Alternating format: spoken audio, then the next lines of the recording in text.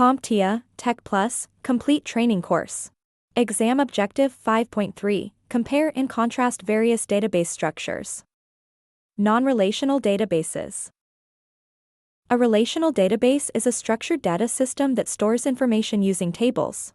So a non-relational database is definitely not that.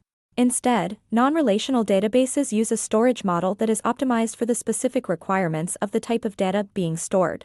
You may also see these types of databases referred to as NoSQL or non-SQL databases, as they do not use the standard query language used in relational databases. To keep in step with the CompTIA exam objectives, I will present two different non-relational database types. The first of which is a key-value database. This works very much like how it sounds. You store objects based on a unique key, and each key points to a specific item or value. Key-value databases are fantastic for scenarios where you need fast, direct access to data. In web applications, this type of database could be used for caching, session management, or user profiles. The second type of non-relational database that we will cover is the document database.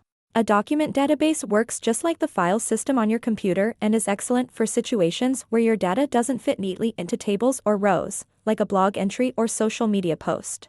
If your data is comprised of text files, audio, images, or videos, then a document database may be your best bet. I hope you enjoyed your brief introduction to non-relational databases, specifically key-value and document databases.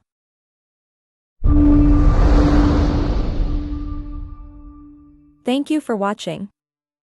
Subscribe for more great content.